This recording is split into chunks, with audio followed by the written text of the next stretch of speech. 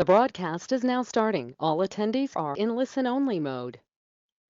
All right, everybody, welcome to today's webinar. Appreciate everybody hopping on here. I know everybody's plenty busy. Today, we have a good partner of ours, Pat Murray, here with Protective. He's going to go over Protective's executive UL platform, which we love.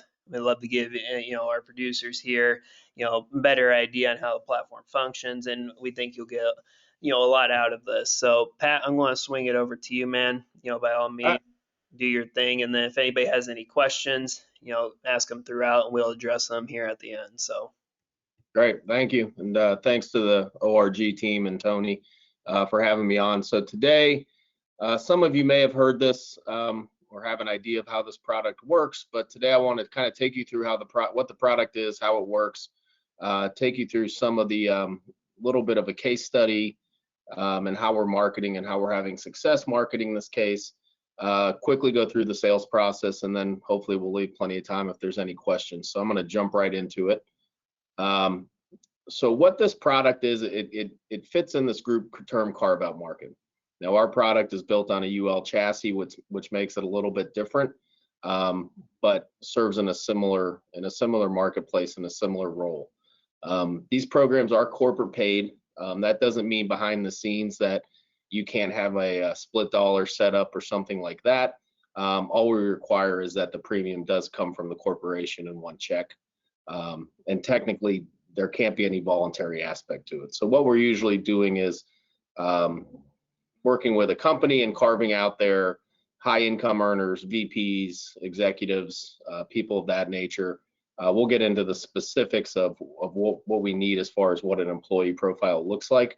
But generally speaking, we're carving out the high wage earners at a company. So it is guaranteed issue type underwriting. I'll get into the specifics on that in just a moment. And once again, this is a really customizable platform. So we can have, in all honesty, if we're using this for to fund a buyout or a stock redemption plan, we can have 120 different death benefits. So we have a lot of ability to tier death benefits, have very specific death benefits. And as I mentioned earlier, this is an individual current assumption UL policy. One of the nice and unique things that we do is we make this highly portable. So if an employee or an insured were to leave the company, whether they're retire, or terminated for whatever reason, leave for a better option, they do have the ability to port this policy out. And contractually, we cannot raise those rates higher than they were still with the company. So it truly is a permanent product, which is going to make it very attractive. So some of the specifications, the minimum lives we need are 15 lives. We can go 18 to 80. If they are 71 or older, we do ask them for some additional medical information, just some additional questions. We're never going to ask for exams or APSs or anything like that. We are looking for white collar employees earning in excess of $100,000. If you have a handful that are in the 95 range, that's not going to be a problem, but we need to get pretty close to that $100,000 all-in income limit. These are gender distinct unismoker rates. The rate schedule is guaranteed for 5 years. Minimum death benefit of 100,000, and we can go all the way up to 5 million. And I'm going to show you here, I think on the next slide, how we determine the max death benefit for each one of these specific groups. So when we're determining maximum death benefit, really simple. If there's 15 to 49 lives, you take the number of lives times 50,000. That's going to generate your max benefit. If it's over 50 lives, you take that number times 60,000 up to 5 million. And as far as the underwriting goes, all we're really doing is asking two questions. First one, in the past 90 days, if you've been actively at work performing your duties, and then in the past 90 days, if you've been absent from work for 5 or more consecutive days. Now, there's a lot of times where a employee may answer, yes, I had COVID, I was out for a week and a half. That's not a problem. We'll talk a little bit about the enrollment and application process, but this is really easy. So all the things that in our world, in our life insurance world and the independent market that we struggle with, height, weight, past cardiovascular, past cancer, diabetes, all those things that can trip us up, those aren't really a concern for this plan. Honestly, we're looking for people that are actively sick and, not to be morbid, actively dying. If it is under 50 lives, we do a group script check. Very simple. That takes place behind the scenes. They get a score. This is really very rarely a problem, but where this becomes a problem, if somebody answers all the questions, I've been at work, answers the 2 medical questions in a positive manner, and then we find out that a handful of employees are on, very specific cancer drugs or things like that. So underwriting about as close to guaranteed as we can get. Rarely do we have an issue, but we do ask those 2 questions, and under 50 employees, we are going to do that group script check. Somewhat new, about a year and a half ago, we added the ability to add our chronic illness rider. So this is really unique in the marketplace. I am not aware of any other program that is going to have the ability to add a chronic illness rider. So it's the same rider essentially that's on our individual products. So it's our Extendcare rider. We kind of simplified it a little bit. Essentially, every employee can access up to $10,000 per month with a minimum face amount of $200,000. Issue age is 20 to 60, and we need to have a minimum of 25 lives in that 20 to 60 range. Now, if we have enough, we can have plenty of people over age 60, but we need 25 in that 20 to 60 range to add the chronic illness rider. The nice thing about this rider, it's unique. No one else is offering this type of rider on a executive carve-out plan, and it's really inexpensive. Generally speaking, it's going to add about 2 to 3% on of additional premium to your total premium. So inexpensive, and when you team this with the high portability that we have on these plans and the fact that it's a permanent UL product, there's a lot of value to be had and recognized by the employees and the insureds. So next we'll talk a little bit about DianeEskin. So DianeEskin is the TPA on this product. They're going to be the TPA for every case we write. It does not cost you anything as far as your compensation goes. It does not cost the insureds and or the company any additional premium. It's built into the product, and they do a number of things. They can kind of help us from the sales process all the way through administering the plan. So obviously they're very knowledgeable. They've been in this business for 40 plus years, specifically doing executive carve-out administration for 20 years. So they have a lot of knowledge. They can help in the sales process. They're going to help us with quoting the plan, running the numbers. Where they really shine is the enrollment process. So the enrollment process is completely electronic. So there is no paper. Essentially, we will gather a census from the employer with all the information. All their applications will be pre-filled out. So when they get the email that, hey, you need to complete your application, it's going to take these employees on average 2 to 3 minutes. Generally speaking, all they're going to be doing is naming their beneficiary and answering the 2 underwriting questions. ExecUL will handle all the administration moving forward. So anytime somebody leaves the company, they have a new hire that they want to get on the plan, the company will be assigned a specific case manager through DianeEskin that they'll deal with for any of those things. So handle all portability processes, things of that nature. So the reality of it is you're not having to do a lot of work when you sell one of these plans. It's all going to be, all the day-to-day administration will be taken care of by DianeEskin.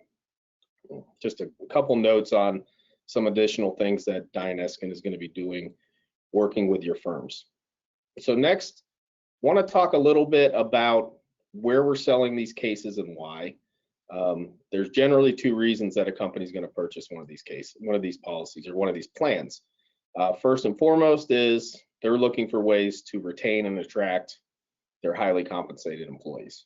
So specifically in, with law firms, accounting firms, physician practices, places like that where there are a lot of highly compensated individuals, their benefits and their fringe benefits become a big part of being competitive in that marketplace, whether they're trying to retain their current employees or attract new employees. So, probably 60 to 70% of the plans that we're selling are being sold because of that pure, retain and attract fringe benefit.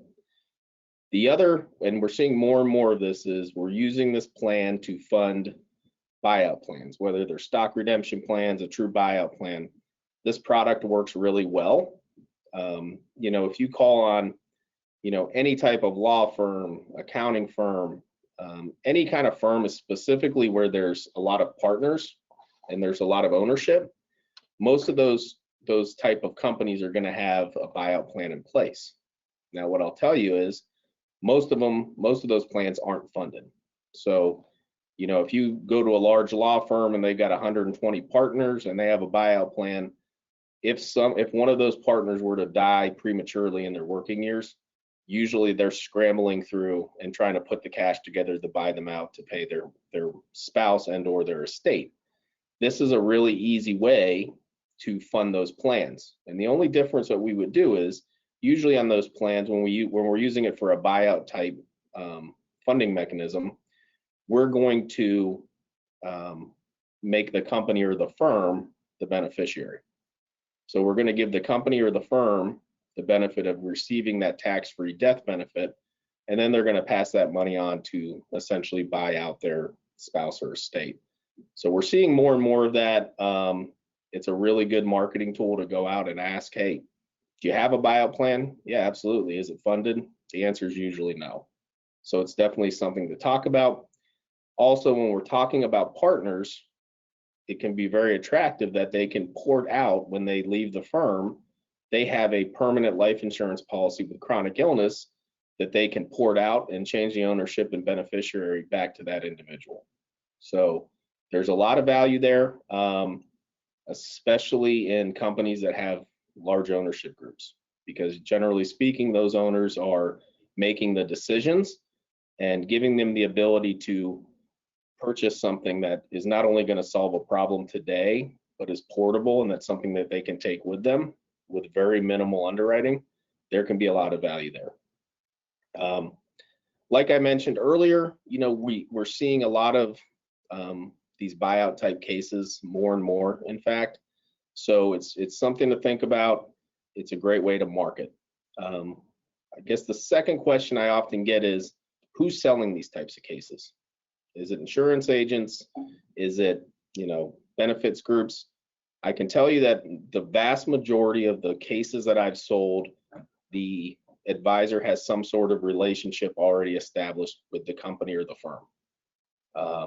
And whether that is, hey, they are the benefits group and they work directly with the firm already, or in some circumstances, it's an advisor that does some work with a benefits group or with a 401k provider or with a property and casualty company that focuses on providing insurance specifically for doctors or lawyers. So usually we're seeing this business is going to come from somebody, or in a roundabout way, from an advisor that is already working with the firm. So if you're out there and you're marketing and you have a couple benefits shops that you do some work with, that's probably the first call I would make, just to go through their book of business and see if there's any opportunity. Once again, we are seeing them come from 401k providers, and then professional liability insurance is another big one. So if you're working in professional liability, or you have a contact and somebody that you're doing business with now that works in professional liability, they're already working with these law firms, accounting firms, architecture firms, because they're handling the liability insurance. So another good opportunity for you to go have that conversation. And lastly, I kind of wanted to spend a couple minutes talking about the sales process. I've been doing this for about 3 years, and we've kind of got this thing squared away to make it as easy as possible for you and for the company.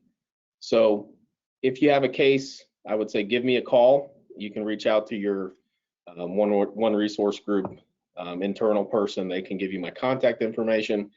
Essentially, you and I will first have a discussion and make sure that we got a case. Do they fit all the parameters? Is it going to make sense? Is there enough people? Do they make enough income to qualify? All that stuff. Then what we would usually do is have a quick call with either the HR director or the CFO of the company, give them the basics of how the plan works, determine if they're interested. If they are interested, what I like to do at that point is ask for a very basic census, to the point where I'm not asking for names. I don't even need the name of the company. What we're basically asking for is dates of birth, gender, and the amount of death benefit they want to see. So we can get them some very accurate quotes with that minimal information. And then we can continue the sales process from there. Oftentimes we'll bring Diane Eskin on at some point to go through what the enrollment looks like, explain how simple and easy it is for them and how easy the administration is. And then, hopefully we're wrapping up a case at that point. I think the key is, getting myself and Diane Eskin involved early in this process, for the simple fact that Diane Eskin's been doing this for 20 plus years. And, I've done a number of cases in the past and kind of know where the pitfalls are and how to make this as seamless, as efficient as possible. So with that, I went through that really quickly, intentionally. Does anyone have any questions or concerns or anything they'd like to discuss on this? I know some of you have heard this before, but we are having a lot of success. We are kind of the belle of the ball in this marketplace right now. Very rarely are we not winning cases. In fact, probably half of the business we've written, if not more, has been replacement of plans that are already in place, because we can save the company, generally speaking, double-digit percentage points on what they're paying in as far as premium, and we're offering a permanent policy with the potential for chronic illness. So there's a lot of extra value there too. So at this point, I'd like to open it up for questions. Yeah. If anyone has any? Yeah, absolutely. Appreciate it, Pat. Yeah, looks like we have a few questions coming through here. First one is, what's the maximum death benefit for this product? So $5 million if they qualify. Let me go back to this slide here we looked at early. So if you look over here in this kind of the left side of the slide, if it's 15 to 49 lives, take the number of lives on the plan times 50,000. If it's 50 plus, times 60,000, up to 5 million. We have had a few cases where the company wants $7 million, which is great. And those are going to be, if we want to go above 5 million and they qualify with a number of employees, that's kind of a case-by-case discussion. We're going to have to go back to reinsurance and have a discussion, but those cases have been done. Of course, good stuff. Yeah, it looks like the next question says assuming good industries to get into would be like say like CPA firms, law firms, stuff like that. Any other recommendations? Yeah, so obviously I think I said a number of times, law firms, accounting firms, architecture firms, physician groups, those ones are easy because they tend to have, one, a lot of high wage earners, and two, they have a lot of partners that see value in this. But we've done cases all over the board. We wrote a buyout plan on a technology company. They had 120 partners, and we had a different death benefit for every single partner because they were specifically funding the value of their, stock in the company. We've done them at large corporations where there's 2,000 employees, and we carve out the top, 200, whether it was their executives, VPs, salespeople. They come from everywhere, but the accounting, law, physician groups, accounting firms, or architecture firms tend to be low-hanging fruit. And those also tend to potentially already have a plan in place. So if you run across a group that has a plan in place, this is a great opportunity to review their plan and decide and determine if this may be a better option, which I can tell you 95% of the time, this is going to be a better option than what they have in place. And switching plans for them is not unusual because you got to remember, this is a little different than our independent life insurance.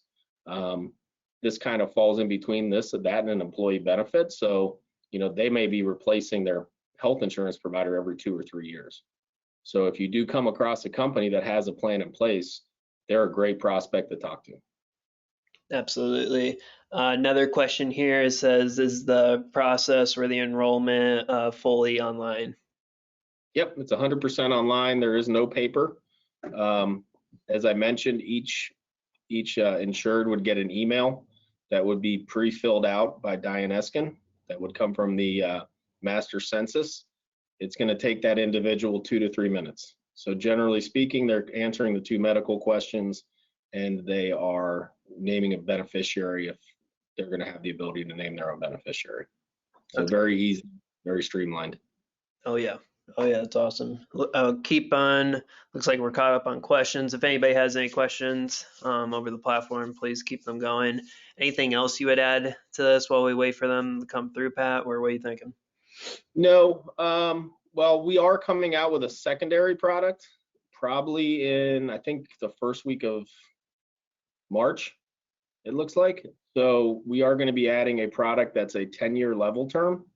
It's going to kind of be a sister product to this. It's going to, if you guys are familiar with the Principal product or the Emeritus product, it's going to look very similar to this. That tends to be used with smaller groups.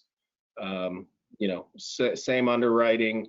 Many of the specifications will be the same, but it's just a 10-year level term. So probably a little less expensive. But that should be coming down the pike here in the next month or so. Cool, So man. keep your Awesome. Looks like we have one last question here. It says this is all corporate paid, correct? Yep. So in yes and no, it does, the premium does have to be paid by the corporation.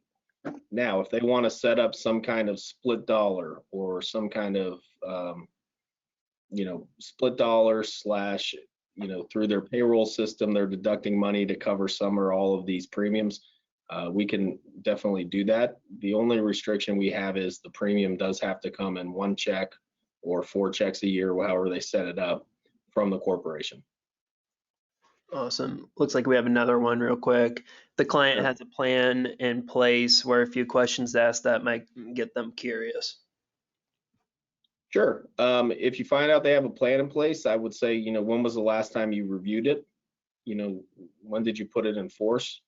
And would you be open to having us take a look at it? There's a new product out there. It's going to probably, you know, potential for some pretty substantial premium relief along with adding the value.